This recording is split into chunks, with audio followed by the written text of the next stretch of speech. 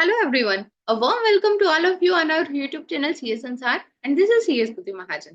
तो आज के सेशन में हम डिस्कस करेंगे की changes in the ITR forms. बहुत सारी चेंजेस ऐसी हुई हैं जो कि हर आईटीआर फॉर्म के अंदर सेम रेपिटेटिवली रिपीट हो रही है। तो आईटीआर 1 के अंदर जो चेंजेस थी, आईटीआर 2 में, आईटीआर 3 में, आईटीआर 4 के अंदर, वो तो हमने सेशंस जो है सारे अपलोड कर दिए अपने चैनल के ऊपर। तो आज के सेशन में हम डिस्कस करेंगे की चेंजेस जो सभी के सभी फॉर्म्स के अंदर हुए हैं।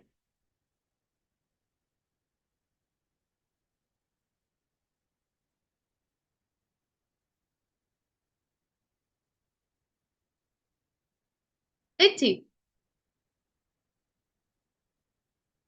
तो सबसे पहले अगर हम बात करें आईटीआर 1 फॉर्म की, तो आईटीआर 1 के अंदर एक मेजर चेंज क्या हुई है कि अगर आपके पास कोई कैपिटल गेन है, इक्विटी शेयर से अगर आपका कोई कैपिटल गेन आया है and that is up to 1.25 lakh, तो आप आईटीआर 1 के अंदर ही उसे रिपोर्ट कर सकते हैं।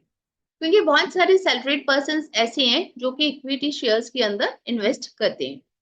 तो शेयर से अगर आपके पास कोई इनकम आई है और उसका जो लॉन्ग टर्म कैपिटल गेन है अगर वो 1.25 तक ही उसका गेन हुआ है, तो आप आईटीआर 1 के अंदर ही रिपोर्ट कर सकते हैं। जबकि पहले क्या होता था कि आईटीआर 1 सिर्फ सैलरी इनकम के लिए, हाउस प्रॉपर्टी और अदर सोर्सेज, और हाउस प्रॉपर्टी भी एक प्रॉपर्टी को आप वहां पे मेंशन कर सकते हैं। और आईटीआर 1 मीन सैलरीड इंडिविजुअल की अगर कोई कैपिटल गेन से इनकम है तो उसे आईटीआर 2 के ऊपर स्विच ओवर करना पड़ता था। तो इस बार एक मेजर रिलीफ दिया है कि अगर आपका लॉन्ग टर्म कैपिटल गेन उसके अंदर 1.25 लाख तक का हुआ है तो आप आईटीआर 1 के अंदर ही रिपोर्ट कर सकते हैं। हाँ, लेकिन अगर आपका गेन्स जो है वो ज्यादा है, 1.25 लाख से ज्यादा है, तो आपको नेक्स्ट आईटीआर के ऊपर ही स्विच ओवर करना पड़ेगा। तो उसी के साथ साथ हम देखते हैं उसके अलावा जो कॉमन चेंजेस सभी फॉर्म्स के अंदर आ रही है। Reporting of donations under section 80G। 80G के अंदर जो डोनेशंस की रिपोर्ट करनी है उसके अंदर जो डोनी का नेम, एड्रेस, पैन है वो सब मैंडेटरी कर दिया है। उसकी एक्सपेंडिड डिटेल सब आपको वहां पर मेंशन करनी पड़ेगी। Next, reporting of legal entity identifier. ठीक है, LEI जिसे हम बोलते हैं। It is a unique 20 character code enhancing transparency in financial dealings. तो बेसिकली ये क्या है, एक 20 डिजिट का कोड है जो कि एप्लीकेबल है to companies with turnover exceeding 50 crore involve in international transaction. अगर आप इंटरनेशनल ट्रांजेक्शन के अंदर इन्वॉल्व हो और कंपनी की 50 करोड़ से ऊपर की टर्नओवर है, तो उस केस में एक LEI नंबर उनको लेना पड़ेगा और LEI नंबर जो है उनको रिपोर्ट वहां पर करना पड़ेगा। Disclosure of income from foreign assets.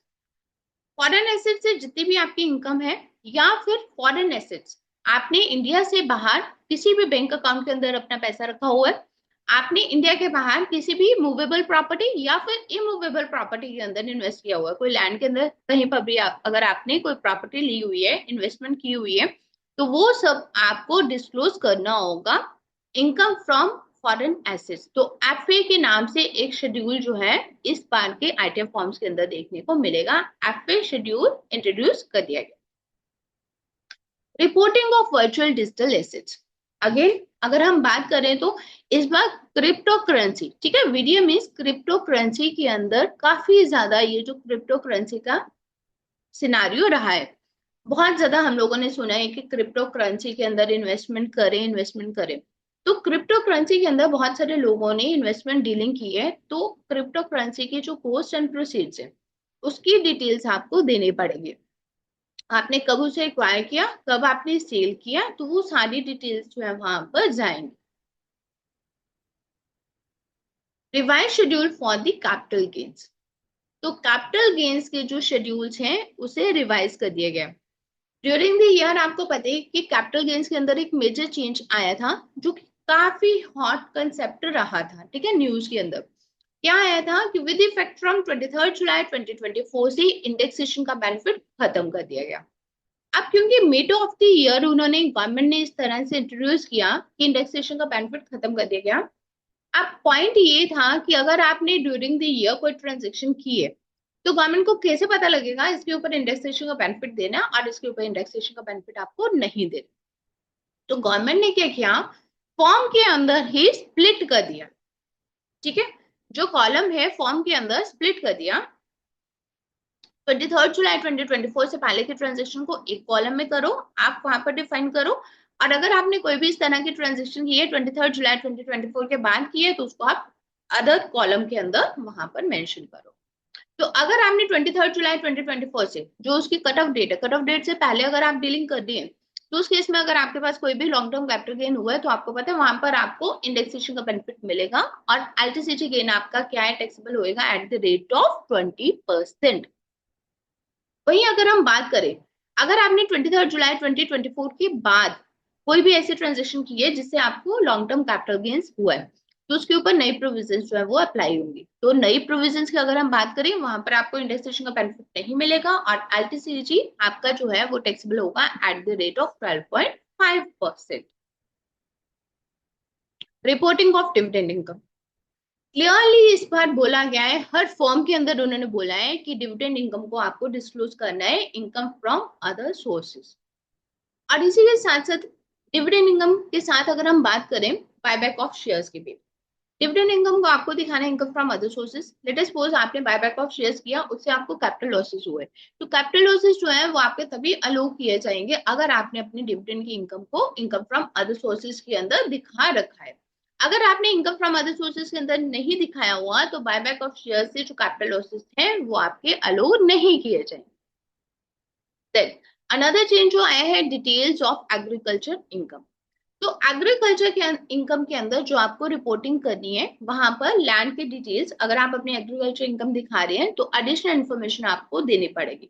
Land की details and irrigation status, crop details, ठीक है, लैंड कौन सा लैंड है आपका, इरिगेशन का स्टेटस क्या है, कितना पानी वहां पे लग रहा है, और कौन सी क्रॉप है, तो ये सारी डिटेल्स भी वहां पर आपको डिस्क्लोज करनी होंगी।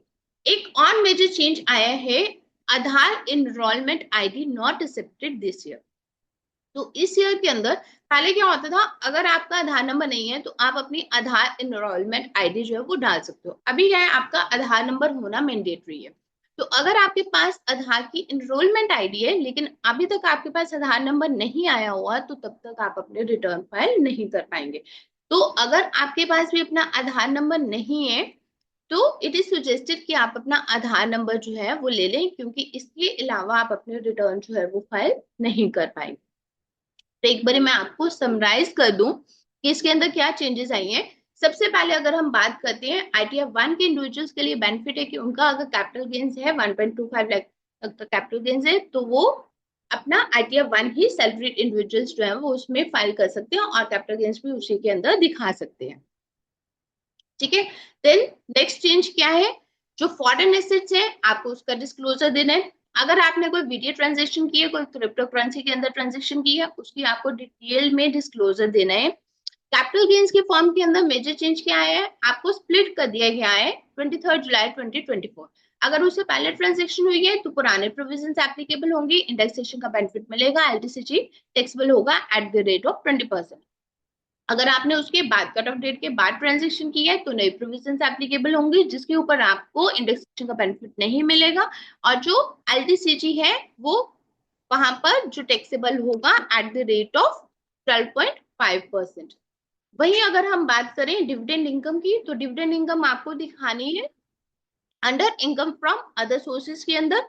और अगर आपके कोई कैपिटल लॉसेस हुए from the buyback of share से, आपको कोई कैपिटल लॉसेस हुए हैं, तो वो आपके तभी अलोक किए जाएंगे अगर आपने डिविडेंड इनकम को इनकम फ्रॉम अदर सोर्सेज के अंदर दिखा रखा हुआ है। ठीक है, एक और चेंज आया है, एसेट्स एंड लायबिलिटीज को डिटेल में आपको तभी दिखाना है अगर आपकी थ्रेशोल्ड इनकम जो है, पहले क्या था कि 50 लाख से ऊपर है तो आपको एसेट्स एंड लायबिलिटीज को दिखाना है। अब वही जो 50 लाख वाले इनकम है वो आपकी थ्रेशोल्ड लिमिट 1 सीआर तक चेंज कर दी गई है। अगर आपकी इनकम जो है वो 1 सीआर के ऊपर है, तभी आपको एसेट्स एंड लायबिलिटीज की डिटेल्स वहां पर मेंशन करनी। तो मेजर चेंजेस जो हमारे फॉर्म्स के अंदर आई है वो ये वाली है। इसी के साथ साथ हमारे कुछ चेंजेस छोटी छोटी और भी आई है, जैसे टीडीएस है उसका आपको ड्रॉप डाउन मेन्यू मिलेगा। एटीजी की ट्रांजेक्शन है वहां पर आपको डिटेल्स ही अंदर देनी पड़ेंगी, सारी की सारी डिटेल्स देनी पड़ेंगी। तो ये मेनली चेंजेस हमारे पास फॉर्म्स के अंदर आई है, जो कि जैसे ही फॉर्म्स आएंगे तो हमें सब पता चल जाएगा कि किस तरह से इसे हमें प्रैक्टिकली अप्लाई करना है। तो these are all the changes. फिर भी इसके बाद आपके कोई क्वेरीज हैं तो आप हमें 1-to-1 कांटेक्ट कर सकते हैं। So thank you and stay tuned. Thank you.